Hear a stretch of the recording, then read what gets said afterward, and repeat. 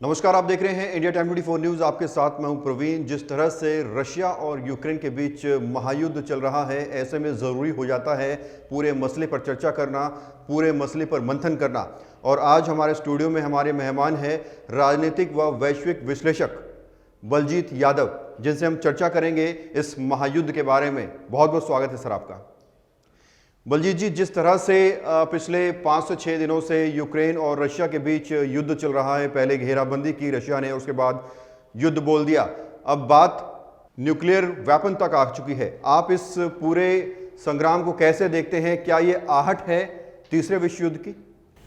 जी देखिए, विश्व युद्ध की आहट तो है, शुरुआत है विश्व युद्ध की ये, और निश्चित रूप से होनी भी चाहिए। अगर ये नहीं होगा तो मानवता नहीं बच सकती है। लेकिन इसको समझने की ज़रूरत है कि रूस के लिए यूक्रेन इतना इम्पोर्टेंट क्यों है। ये टेरिटरी जो कभी 90 इसमें यूएसएसआर का हिस्सा हुआ करता था पूरा देश, तो ये उसके लिए इतना इम्पोर्टेंट क्यों है, पहले इस विषय को समझना ज़रूरी है। रूस, देखिए, दो पोल बने थे, दो महाशक्तियाँ विश्व में उभरी थी, एक रूस और एक अमेरिका। तो जब यूएसएसआर के टुकड़े हुए तो यूक्रेन जो है इसकी पश्चिमी सीमा पर है।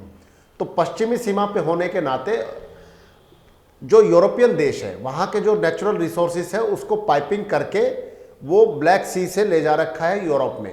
अब रशिया ये कहता है कि अगर ये मेरी संपदा है तो मैं इसको क्यों देने दूँ। हालांकि वो इंडिपेंडेंट एक स्टेट है, लेकिन रशिया, जैसे हम पीओके पे अपना दावा करते हैं जी, तो रशिया उस पर अपना दावा करता है।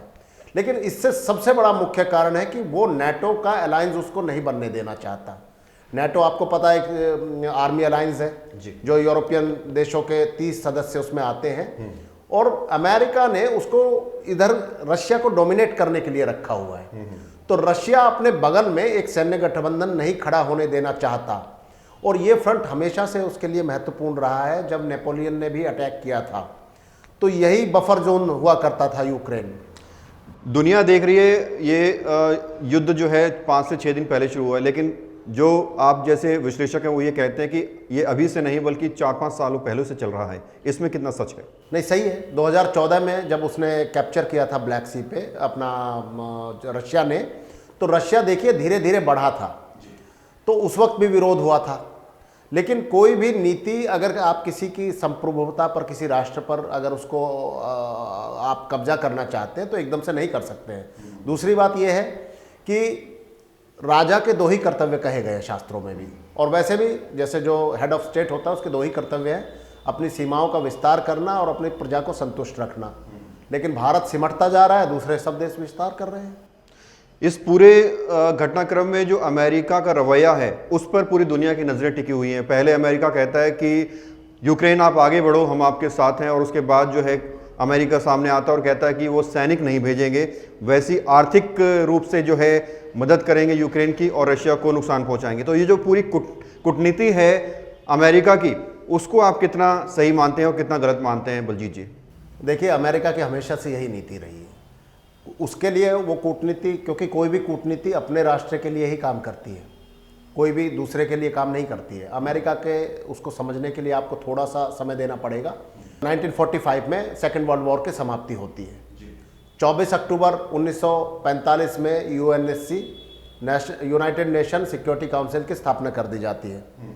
इसकी स्थापना क्यों की गई थी? इसका बाहरी उद्देश्य तो ये था कि कभी भी विश्व युद्ध ना हो, कोई युद्ध ना हो और पूरे वैश्विक शांति रहे।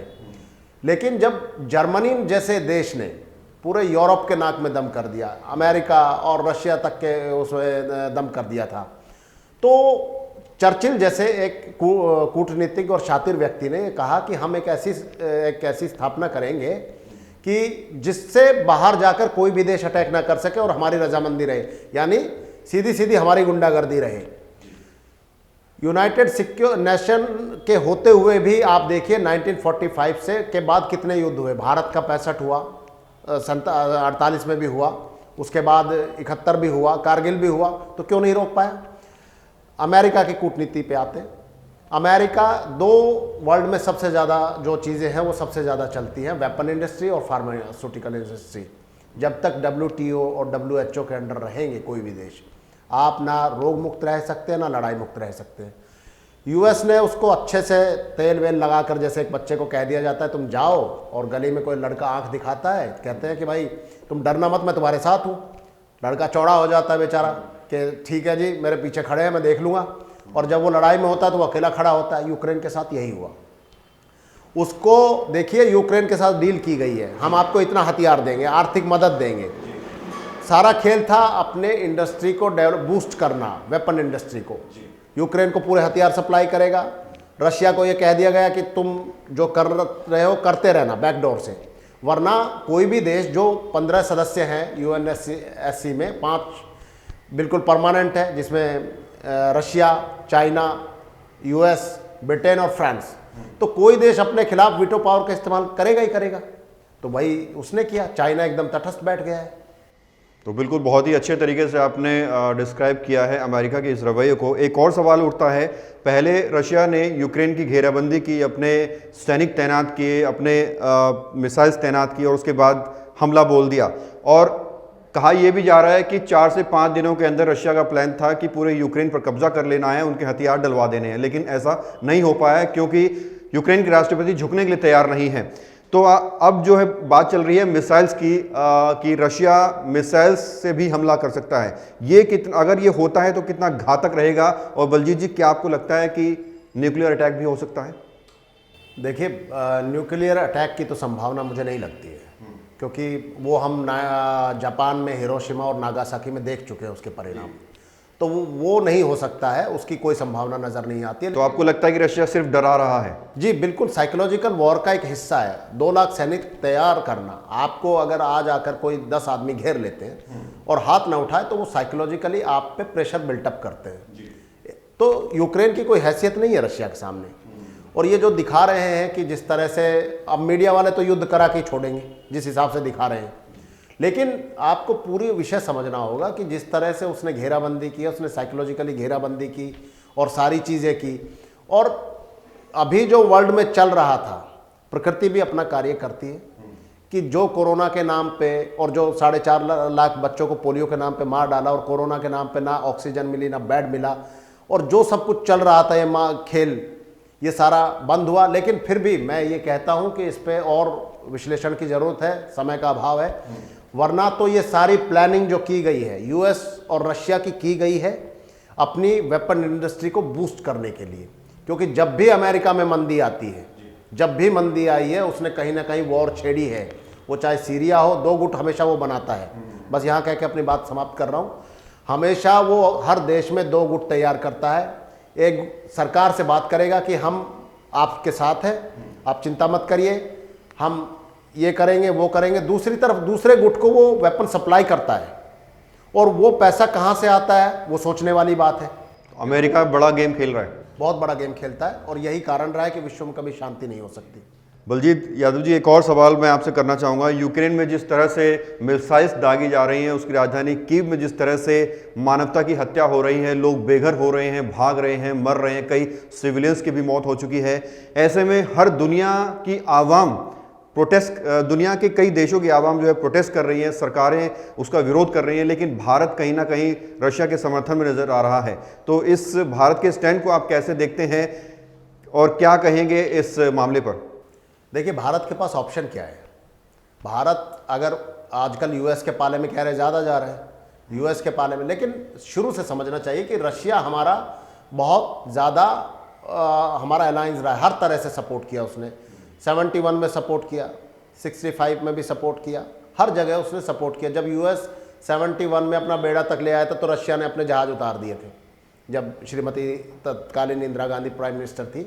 तो ये समझने की बात है। दूसरी बात ये है कि जो मानवता की हत्या की आप बात कर रहे हैं, तो साहब मानवता की हत्या कब नहीं हुई? First world war, second world war, बीच बीच में जितने भी युद्ध छिड़े हैं, मैं ये बात नहीं करूँगा, मैं किसी एक देश की बाउंड्री में बात नहीं करूँगा। मैं ये कह रहा हूँ कि अगर रशिया के मारे जा रहे हैं तो वहाँ भी तो मारे जा रहे हैं, चाहे वो लड़के मर रहे हो, लेकिन वहाँ दूसरी तरफ प्रोटेस्ट में मर रहे हो।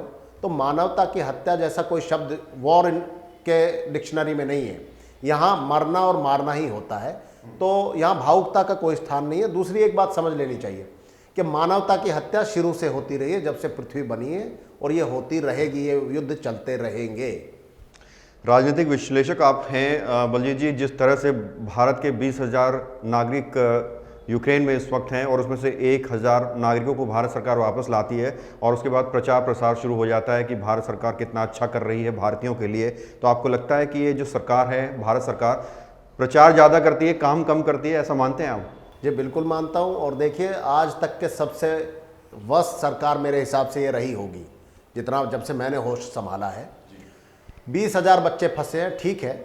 अगर वो बच्चे किसी वजह से नहीं आ पाए, उनको लग रहा था वॉर नहीं होगी, सिर्फ धमकियां हो रही है, वॉर नहीं होगी, लेकिन अगर वॉर घोषित हो गई है तो सरकार की तुरंत ये जिम्मेदारी बनती है कि उनको वहाँ से निकाल कर लाए। वो पैदल, मैं न्यूज़ में देख रहा था, वो बच्चे चल के आ रहे हैं और वहाँ से वो मैसेज भेज रहे हैं। किसी एक माँ ने मध्य प्रदेश की ने सीएम हेल्पलाइन पे हेल्प मांगी तो वो बोले कि यूक्रेन के थाने में संपर्क करिए। बताइए आप, सरकार की जिम्मेदारी होती है कि वो वहाँ से निकाल कर लाए, और निकाल सकती है, क्यों नहीं निकालती है ये भी जान लेना चाहिए। आपको लगता है कि भारत पे अनावश्यक एक जनसंख्या का बोझ बढ़ रहा है, जितने लोग पढ़े रहे, क्योंकि भारत में ही क्यों होता है ऐसा? तो जिन बच्चों, आपको लगता है कि भारत पे अनावश्यक एक जनसंख्या का बोझ बढ़ रहा है, जितने लोग पढ़े रहे, क्योंकि भारत में ही क्यों होता है ऐसा? पहली जिम्मेदारी है। तो ये फेलियर है सरकार का। और आप ब्यूरोक्रेट्स को अगर विदेश मंत्री बनाएंगे जो संवेदनहीन होते हैं तो ऐसा ही होगा। बहुत बहुत शुक्रिया बात करने के लिए बलजीत जी। तो ये थे हमारे साथ बलजीत यादव, जिन्होंने हमसे महायुद्ध और वैश्विक राजनीति के बारे में बात की और अपनी बात खुलकर सामने रखी। कैमरा जर्नलिस्ट नीरज के साथ प्रवीण, इंडिया टाइम 24 न्यूज़। खबरों से खबरदार रहने के लिए चैनल को सब्सक्राइब करें और प्रेस करें बेल आइकन।